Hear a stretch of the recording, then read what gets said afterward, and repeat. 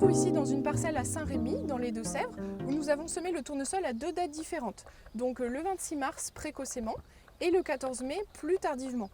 En fait, on voit bien ici dans la date de semis 2 qu'il y a beaucoup moins d'ambroisie, donc même si malheureusement le tournesol s'est fait manger par les lièvres et les oiseaux, mais on voit qu'il y a beaucoup moins d'ambroisie dans la date de semis 2 que dans la date de semis 1.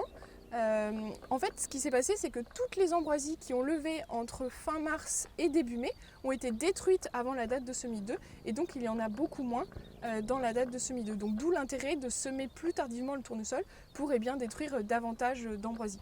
Donc à Ancre, dans les Deux-Sèvres, on avait fait un essai en 2016 sur soja.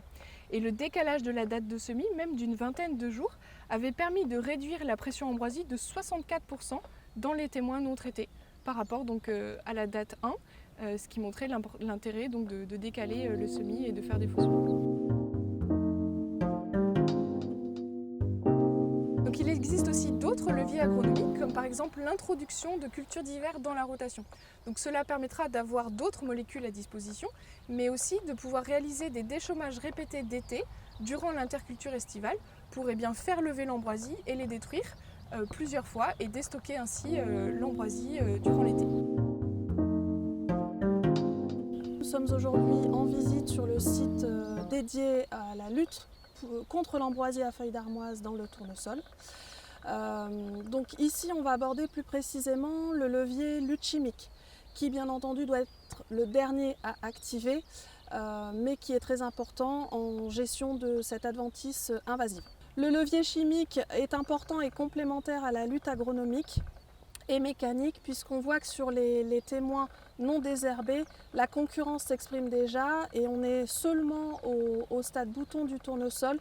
Dans les parcelles non désherbées, il est déjà moins développé que sur les parcelles où nous avons testé plusieurs produits. Donc cette gestion de lutte chimique contre l'ambroisie en programme est stratégique, puisque cette adventice a des levées échelonnées. Très favorisée au printemps, début d'été, d'où l'importance d'avoir plusieurs actions contre cette plante. Le fractionnement, en fait, au lieu de faire un passage unique en végétation du tournesol, on coupe cette dose en deux demi-doses.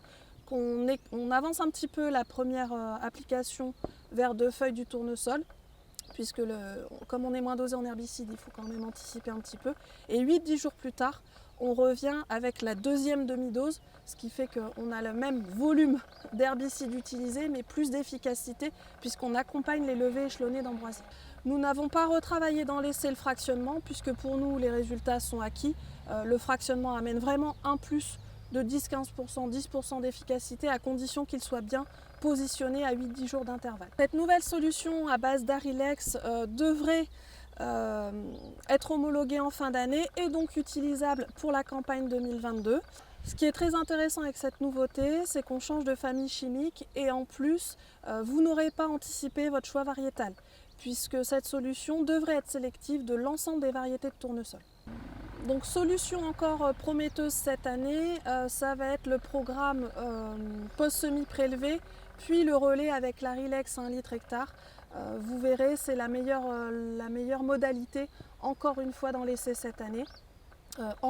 Juste en parallèle avec ce qu'on préconise depuis quelques années maintenant, c'est-à-dire la solution post-semis prélevé avec un rappel Passat Plus 1,6 litre à 2 litres AB4 du tournesol. Aujourd'hui, la lutte chimique ne fait pas à elle seule tout le travail quand on est vraiment sur des grosses pressions. C'est ce qu'on peut voir dans nos essais. Nous continuerons et nous poursuivrons nos essais, puisque les molécules que nous testons aujourd'hui ne sont pas toutes homologuées, donc nous avons encore beaucoup d'enseignements à tirer de ces stratégies.